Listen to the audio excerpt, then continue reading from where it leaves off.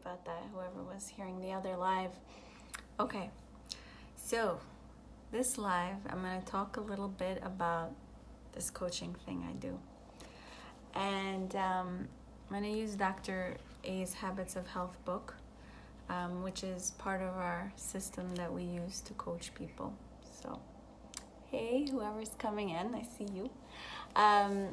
So we're going to talk.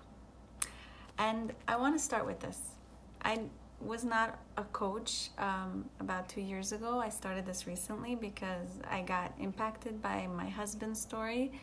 And I'm a PA. Actually, my father-in-law just came by today to ask me if I could listen to his lungs because, that's what we do as family, right? Okay, so I want to start with this quote. Is there anything more important than health? When people realize that they are dangerously ill, the answer to that question becomes clear. Is there anything more important than health?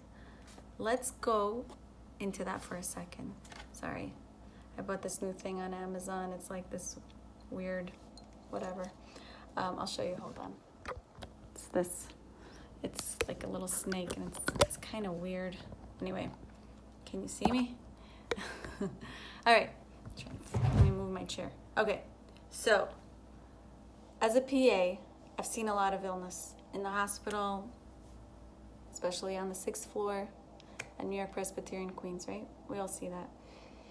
When we're in the hospital or when we know someone who we love in the hospital, what is it that really matters? It matters their health, nothing else. It doesn't matter how the bills are going to get paid. I mean, it does, but it doesn't really matter right now. It doesn't matter what the millionaire portfolio looks like. It doesn't matter if the car got wrecked, the teenager is sick or ill or hurt. It matters for his life. And that's why I got really inspired by this thing. And people think I'm a very inspirational girl. I want to tell you something. I was a morbidly sad person. It was bad. Even my sister would tell me, my older sister, who's like really brutally honest, she was like, it was not pleasant to call you, especially during the day when you were at work, because you were so tight and stressed. Why?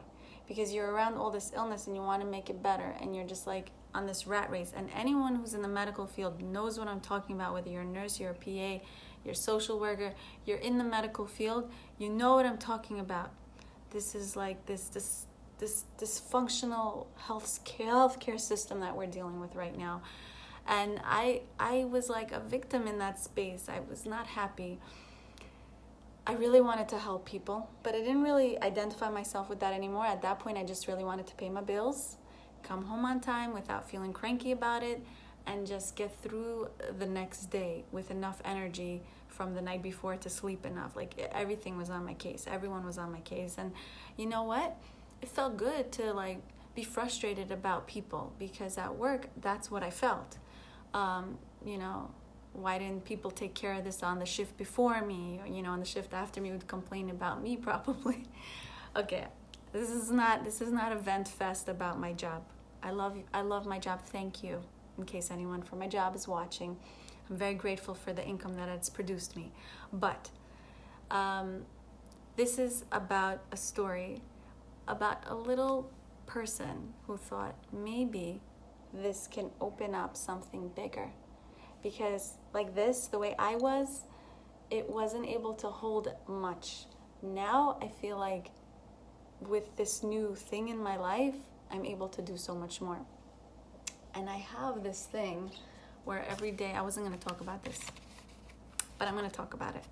I have this thing, it's my why, my daily whys. I read it out loud every day. Well, I should read it out loud every day. I don't really, but I'm going to read it publicly.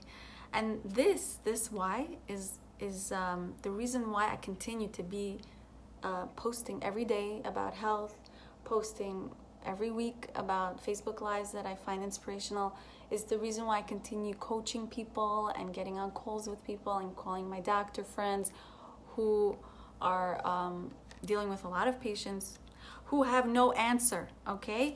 They know they need to get healthy, but they don't have the tools to do it with. I've seen it. I work in the cardiology offices and all over, and they'll all tell you, even the doctors themselves are overweight. They're saying the same thing. There's no time for my health. There's no time. I gotta go make work. I gotta run to grab a cup of coffee because I don't have time to sit like a human being and eat a proper meal. There's no time for me to have quality conversations or quality. It's always like I'm running against the clock. Even my husband, he works in architecture. I tell him, when is this project due? He's like, it was due yesterday. I'm like, well, when did you get it? He's like, I got it this morning. Nothing makes sense. There's no normal time frame for this. Anyway, as you see, I'm very passionate about my husband's job. I want him to get a bit different job, but I think every wife wants that. Anyway, my daily whys out loud. I owe it to myself to prove to myself that my vision is real. And I'll share with you my vision in a minute. My vision is real. My mission is real. Showing all women we can achieve time freedom. This is what this coaching thing is about, guys. I'm putting in the hustle now to get time freedom because I want time with my kids. To get time freedom and financial freedom because, yes, I do make a 6-figure income at my hospital, but it's not giving me residual income. It's like I have to be out of the house, clocking in the time and paying with my blood, sweat, and tears and leaving my kids behind for that job. Okay, to prove it to myself and to all women that we can achieve time freedom, financial freedom for providing more for our children and husbands, and especially for ourselves. More precious than anything is time, for it is singularly the most influential part of my life if I use it with intention from the time I open my eyes. It is worth it. And when I read this, it gets me emotional because there was a time in my life when I felt really hopeless because I worked so hard to achieve a career, a degree, only to see that I'm in the rat race at just a different level. Like, if you're making $100,000 a year and you're spending $100,000 a year, let me tell you something. You're broke. Why do I know that? Because you're not saving anything. This is why I'm coaching, because I want to create more income for people, not just for myself, which I am, but for people I'm partnering up with who also want to help support this mission to improve people's health. As you see, I'm very passionate about it.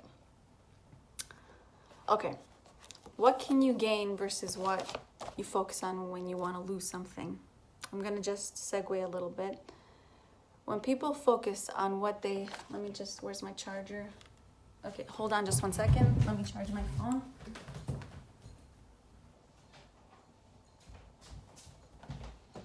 And I'm passionate about this. I just went into my kitchen. My kitchen still has dirty dishes, whatever. It'll be done. But I focus my day around what people I've impacted. I mean, I would love to have impacted my living room floor and my kitchen right now, but we're not there yet. Anyway, focus on what you're gaining rather than what you're trying to lose or get rid of. When you really plan sustainable health for yourself, for your family, or sustainable freedom financially, it's all the same. What are you focused on with what you're trying to achieve versus not focusing on what you're trying to get rid of? So if you're trying to get rid of diabetes, if you're trying to get rid of high blood pressure, if you're trying to get rid of morbid obesity, you're trying to get rid of, let's talk finances for a second, you're trying to get rid of debt, you're trying to get rid of, debt is a big one, trying to get rid of more debt, okay? It's not really focused in a path that's going to produce a lot. Why? Because as soon as you reach that goal, you're like, oh, I'm done. I got this. I did this. All of a sudden, it doesn't produce, it doesn't recreate more health, it doesn't recreate more financial freedom because you're always chasing a dream. You're always chasing something to stop what it is that you're trying to stop something from getting worse. Rather than focusing on stopping something from getting worse, let us focus on starting something to create bigger. And that is the mindset of real growth. I read I read I like to, guys, people always think I'm so creative with my words. Actually, before I go on live, I'm going to tell you a little secret. I Google stuff. I Googled some inspirational quotes about what millionaires talk about. And do you know what millionaires say? I don't know which millionaire said this, but I'm sure it was a smart one. Success doesn't happen to you. It happens because of you. If you want something, you focus on achieving it, it's not going to happen to you. It's not going to fall on your lap. You understand? You got to focus on what it is that you're trying to create and achieve it. Today I was listening to a podcast. I'm all over the place. And I did not have a cup of coffee. This is just me on neutral. I do want water though. I promise it is water. I'm still breastfeeding. Sometimes I miss alcohol. Does anyone feel like that? Only the breastfeeding people are allowed to respond. The rest of you can go grab a cup. Okay, let's talk about building a cathedral for a second, because this I heard today in a beautiful webinar. If you want that webinar, you can let me know. But she said, there was a person stacking bricks, and someone passed by and he said, "What are you doing?" He said, "I'm stacking bricks." Keeps walking, this person sees another person. He says, "What are you doing?" And he says, "I'm building a wall." And he keeps walking and he sees a third person and he says, "What are you doing?" And he says, "I'm building a cathedral." And for the purposes of Judaism, we're going to say he's building a synagogue, a really big synagogue. I'm joking. I'm not biased. Okay. So he's building a very big thing, right? He's building a cathedral. And so now, think to yourself, who is going to build with massive energy? Who's going to build with intention and foresight and excitement and appreciation for what they're building with that stack of bricks? Is it the first guy, the second guy, or is it going to be the last one? You know the answer to that question. I asked my husband to make sure that anyone will know this answer. I'm joking. He's a smart guy. But he said the third one. And the cathedral. Why? Because he has insight into what he's about to build. And he's not about like small thoughts, building bricks, paying small bills, just getting through the month, just making it through the day, eating what I'm supposed to eat, not really seeing the vision. Yes, sometimes it's hard to see the vision because you can't really see past that paycheck. You can't really see past today because the scale doesn't move that fast. But let me tell you, as you shift, your dream starts to grow and you start to shift into what a bigger you could look like. For now, it's okay to have this small dream. That's what coaches are for. We help you open that dream up. That's what my mentor coach is all about. She's helping me see a bigger me. In the beginning, when she's like, "Do you want to coach?" I was like, "I don't think you can help me financially because I work as a PA." She's like, "Well, what's your goal?" I said, "Well, I mean, like, you know, if you can supplement my income the way I described it to her," I said, "then it'll be worth my while." And she said, "Well, you know, that's very achievable." And when she said that to me, she opened my eyes to what a cathedral could look like, because at that point, I was about stacking bricks. And yes, if you're making a sum of money and you're spending the same sum of money, you are no better than the beggar on the street who makes $5 a day and who spends $5 a day. It's the same story. And I heard that from one of the people I read in this book, Chasing Better by Corey Baker. He's actually a health coach as well. So, let me see if there's any more tidbits of information that I want to share. I want to end with this. There are times in my own head when I get into my own head and I ask myself, what am I doing? This is crazy. I should just like leave it alone, right? Because even though you know you're building a cathedral, sometimes it's hard to remember that when people walk by and say, "You've never built a cathedral before. How do you expect you're going to do that with this stack of bricks? You're not that skilled." There will be people in your own head that say that to you. I'm not saying you're schizophrenic because there's more than one person in there. I'm just saying there will be voices in your own mind that say, "You're not good enough. You can't achieve that. It's not possible. It is possible. You can achieve it. And the way that starts is by doing this. Buying little inspirational things for yourself. It's like, don't call it a dream, call it a plan. Getting a book that's inspiring you. Stay positive, work hard, make it happen. Surrounding yourself with people of a growth mindset. Surrounding yourself with relationships that are building you up, not breaking you down. If you look at the 5 people around you who you spend the most time with, and you can say with honest dignity that these people are helping you become a better person than you were yesterday, then you're in the right space. But if they're the people who are harassing, belittling, making you feel like you're just not good enough or capable, you got enough of that in your own head. You don't need that from outside forces. What you need is inspirational things. This is why I created that page, Know Your Power, because I'm like, listen, if I can't get enough in my own house, which I do, but let's be honest, 5 kids, I don't really always remember my own power, okay? So I created this group called Know Your Power. And in that group, it is all about immersing yourself with those people who want to share that growth. That's what this is about. So focus on where you want to go, not where you are. And if you are in that mental headspace where you're just like, I don't see how I'm going to achieve it, let me tell you something.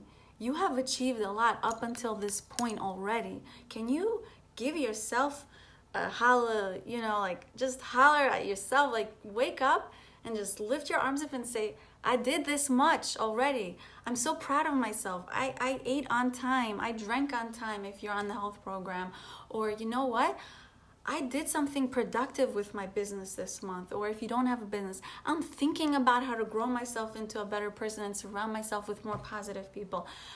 Inspire yourself. Find that within yourself, because no one else, as much as we surround ourselves with good things, no one else can do as much for you as you can.